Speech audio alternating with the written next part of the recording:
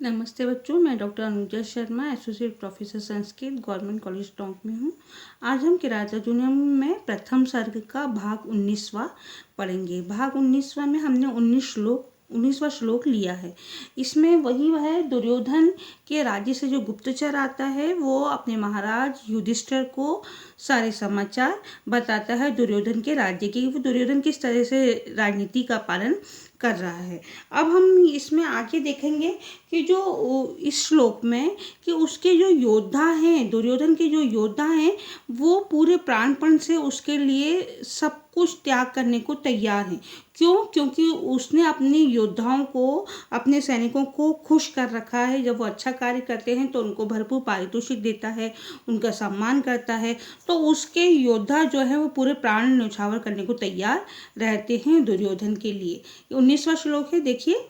महो जस्सो मान धना धनार्चितः धनुर्व्रतः संयति लब्धकीर्तयः न सहताः तस्य न भिन्नवृत्तयः प्राणी वाञ्छन्ति अशुभिः समीहितम्।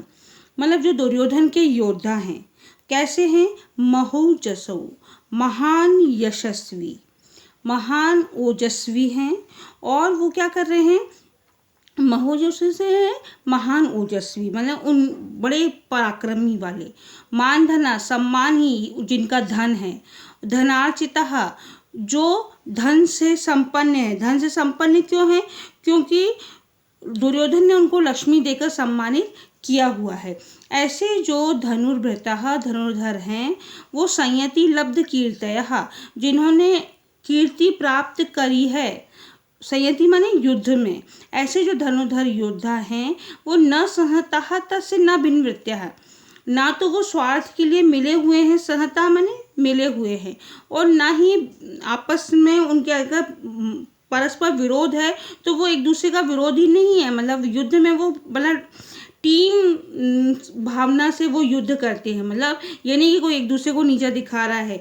वो योद्धा पूरे प्राणपण से लगे हुए हैं। प्राणी वांछन्ति अशुभिः समीहितम्, वो मतलब पूरे प्राणों को देने को तैयार हैं दुर्योधन के लिए। उस दुर्योधन के, तस्य माने उस दुर्योधन के लिए वो जो धनुर्धारी योद्धा हैं वो प्राणों से वो उस पे वांछन्ति माने चाहते हैं।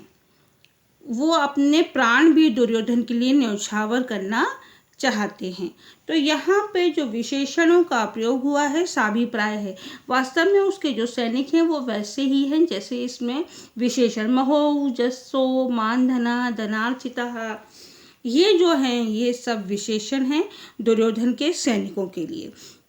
तो इस तरह महोजस माने महान ओजस्वी, मान धना माने सम्मान ही जिनका एकमात्र धन है, धनार्चितः जो धन से सम्मानित है, धनुर्भृतः माने जो धनुष धारण करने वाले, ऐसे जो धनुर्धारी योद्धा हैं, संयति माने युद्ध में, लब्ध कीर्तिया जिन्होंने यश प्राप्त किया है, लब्ध माने प्राप्त करना, कीर्तिया माने यश को प्राप्त किया है। ऐसे जो योद्धा हैं ना तो वो स्वार्थवश, न सहतः तसे मतलब उस दुर्योधन के लिए ना तो वो स्वार्थवश आपस में मिले हुए एक हैं वो पूरे योद्धा, उसमें कहीं उनका कोई लालच नहीं है, और ना भिन्न वृत्तियाँ, अगर आपस में मानसिक उनमें मतभेद हैं तो वो युद्ध में जाहिर नहीं होता है, ना वो द्वेष के कारण एक दूसरे का विरोध कर रहे हैं, बल्कि वो तो एकजुट होकर प्रियाणी माने प्रिय चाहते हैं, वांछन्ति माने चाहते हैं, अशुभि माने प्राणों से भी, समीहिता माने उस दुर्योधन के लिए करना चाहते हैं, प्राण अर्पण करना चाहते हैं। तो यहाँ पे जो विशेषणों का प्रयोग हुआ साभिप्राय है, परिकर अलंकार है, और छंद वही है, वंशस्थ छंद है।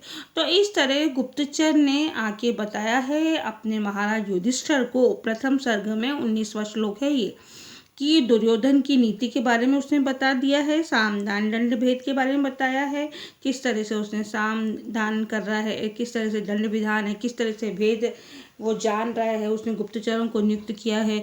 अब बताया है कि वो जो उसके बाद हमने अब पढ़ा कि वो दुर्योधन के राज्य में आपस के जो राज्य के जो राजा हैं वो उसको भरपूर मात्रा में धन दौलत दे रहे हैं, हाथी घोड़े वगैरह सब दे रहे हैं।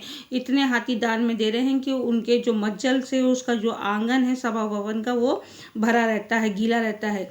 और फिर हमने ये इसमें श्लोक में पढ़ा कि जो उसके योद्धा हैं, सैनिक हैं, वो प्राणपण से दुर्योधन को के लिए अपने प्राणों को अशुभी माने प्राणों को भी देकर प्रिय बनना चाहते हैं, मतलब उसके लिए अच्छा ही कार्य करना चाहते हैं। दुर्योधन के लिए भला कार्य, जो भी दुर्योधन को हित में होगा वही वो कार्य करने में लगे हुए हैं। कहीं पर भी गद्दारी नहीं कर रहे हैं अपने महाराज दुर्योधन के साथ। वंशस्थ छंद है और यहाँ पे परिकर अलंकार का प्रयोग हुआ, क्योंकि विशेषणों का जब साभिप्राय होता है प्रयोग तो वहाँ पे परिकर अलंकार होता है।